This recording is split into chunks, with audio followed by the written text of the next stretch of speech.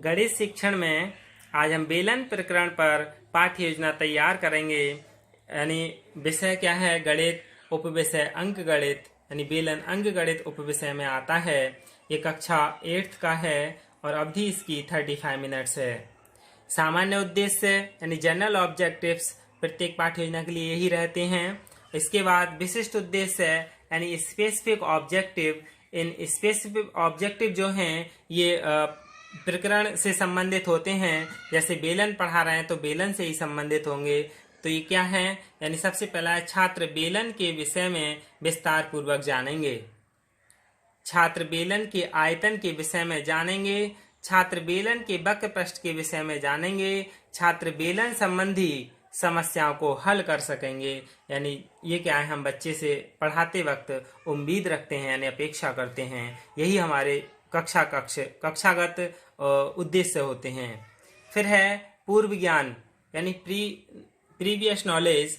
जैसे बेलन पढ़ा रहे हैं तो बेलन में किन किन चीज़ों का प्रयोग होता है? बेलन की आकृति है और जोड़, घटा, गुणा, भाग, इन सब चीज़ों की बच्चे के लिए पहले से जानकारी होती है। तो पूर्व ज्ञान में क्या है? छात्र जोड़, घटा, गुणा, भाग के विषय में सामान्य जानकारी रखते हैं। छात्र बेलन की आकृति के बारे में जानते हैं। फिर है शिक्षण सहायक सामग्री यानी टीचिंग एड्स। चौक, डस्टर, पॉइंटर, लपेट श्यामपट्ट, यही सब क्या हैं। और एक कागज यानी एक आयताकार कागज होता है जिससे हम बेलन बना के दिखाएंगे बच्चे के लिए। यानी ये क्या है? शिक्षण सहायक सामग्री हैं। एक शिक्षण को प्रभावशाली बनाने के लिए उपकरण हैं। इसके लिए इसमें 6 कॉलम होते हैं। शिक्षण बिंदु, अनुदेशनात्मक उद्देश्य, छात्राध्यापक क्रियाएं, छात्र क्रियाएं, विधि प्रविधि और इस सहायक सामग्री भी, और लास्ट है मूल्यांकन। अंतिम कॉलम है मूल्यांकन का। तो इसमें सबसे पहले प्रस्तावना तैयार की जाती है। प्रस्तावना क्या है? जैसे बेलन पढ़ा रहे हैं तो उसके लिए हम कैसे बच्चे के लिए बेलन पढ़ने के लिए उत्सुक करें। तो सबसे पहले प्रश्न करेंगे, हमारे शरीर को ऊर्जा किससे प्राप्त होती है? छात्र कहेगा हमारे शरीर को ऊर्जा भोजन से मिलती है। फिर छात्राध्यापक क्रिया क्या होगी? भोजन में हम क्या खाते हैं? छात्र उत्तर देगा भोजन में हम दाल, चावल, रोटी, सब्जी खाते हैं। फिर प्रश्न करेगा छात्राध्यापक, रोटी बेलने के लिए किसकी सहायता लेते हैं? फिर छात्र कहेगा रोटी बेलने के लिए बेलन की आवश्यकता होती है। बेलन से आप क्या समझते हैं? कोई उत्तर नहीं हुआ। ये कौन सी है? प्रश्नोत्तर विधि का इसमें प्रयोग किया गया है। फिर इसके बाद उद्देश्य कथन यानी नवीन ज्ञान प्रस्तुतिकरण। फिर इसमें छात्र क्या करेगा? स्पष्ट करेगा किसी आयत को किसी भुजा के परिता घुमाने से बनी आकृति बेलन कहलाती है। छात्रों, आज हम बेलन के विषय में जानेंगे। छात्रा ध्यान पूर्वक सुनेंगे। ये क्या है? कथन विधि है। इसके बाद हम पहला शिक्षण बिंदु ले लेंगे यानी बेलन का आयतन। बेलन के आयतन में विकासात्मक प्रश्न यानी छात्राध्यापक प्रश्न करेगा पाई का मान कितना है? पाई का मान 3.14 या 22/7 है। त्रिज्या को किससे दर्शाते हैं? त्रिज्या को r से नापते हैं, r से दर्शाते हैं। बेलन के आयतन का सूत्र क्या है? कोई उत्तर नहीं बताएगा बालक, यानी अस्पष्ट उत्तर हुआ क्योंकि ये क्या है? समस्यात्मक प्रश्न है। ये क्या है? प्रश्नोत्तर विधि है। फिर छात्राध्यापक क्या करेगा? स्पष्टीकरण करेगा। बेलन का आयतन πr² होता है। यानी फिर एक एग्जाम्पल देके समझाएगा कि किसी बेलन के आधार का क्षेत्रफल πr² बराबर 100 सेंटीमीटर स्क्वायर तथा ऊंचाई 10 सेंटीमीटर होने पर बेलन का आयतन बराबर πr²h। फिर πr² कितना था? 100। फिर 10 से मल्टीप्लाई की, कितना आ गया? 1000 घन सेंटीमीटर। बेलन का आयतन 1000 घन सेंटीमीटर। छात्र ध्यान पूर्वक सुनेंगे, समझेंगे। व्याख्यान सह प्रदर्शन विधि का इसमें प्रयोग हुआ और पहला शिक्षण बिंदु पढ़ाने के बाद फिर मूल्यांकन प्रश्न कर लिया जाता है। बेलन की त्रिज्या 2 सेंटीमीटर तथा ऊंचाई 3 सेंटीमीटर होने पर आयतन निकालिए। यदि बच्चे ने अच्छे से पढ़ा है, समझा है, तो बालक क्या इस सवाल के लिए आसानी से हल कर देगा। इसके बाद दूसरा शिक्षण बिंदु है बेलन का वक्र पृष्ठ व संपूर्ण पृष्ठ। इसमें विकासात्मक प्रश्न छात्राध्यापक करेगा। बेलन की परिधि क्या होती है? बच्चा बताएगा परिधि बराबर 2πr। बेलन का क्षेत्रफल कितना होता है, क्षेत्रफल बराबर पाई आर स्क्वायर। बेलन का वक्र पृष्ठ तथा संपूर्ण पृष्ठ कितना होता है, स्पष्ट उत्तर होगा। इसमें कौन सी प्रश्नोत्तर विधि का प्रयोग हुआ। फिर छात्राध्यापक स्पष्टीकरण करेगा, यानी बेलन का वक्र पृष्ठ 2 पाई आर एच है।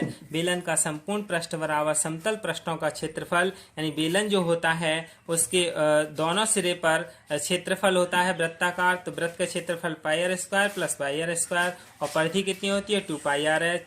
परिधि और ऊंचाई फिर 2 pi r h plus 2 pi r square, इसमें से 2 पाई आर कॉमन लिए कितना बचा एच प्लस आर। यही क्या है, बेलन का संपूर्ण पृष्ठ का क्षेत्रफल है, संपूर्ण पृष्ठ है। छात्र ध्यान पूर्वक सुनेंगे व समझेंगे। इसमें व्याख्यान से प्रदर्शन विधि का प्रयोग हुआ। इसे पढ़ाने के बाद फिर छात्र क्या है, मूल्यांकन प्रश्न करेगा कि बेलन का वक्र पृष्ठ का सूत्र क्या है। फिर इसके बाद तीसरा शिक्षण बिंदु आदर्श प्रश्न ले लिया, और इसमें क्या है, प्रत्यास्मरण। आदर्श प्रश्न हम लिख लेते हैं। बेलन की ऊंचाई तथा त्रिज्या क्रमशः 10 सेंटीमीटर तथा 7 सेंटीमीटर है। बेलन का आयतन, वक्र पृष्ठ व संपूर्ण पृष्ठ ज्ञात कीजिए।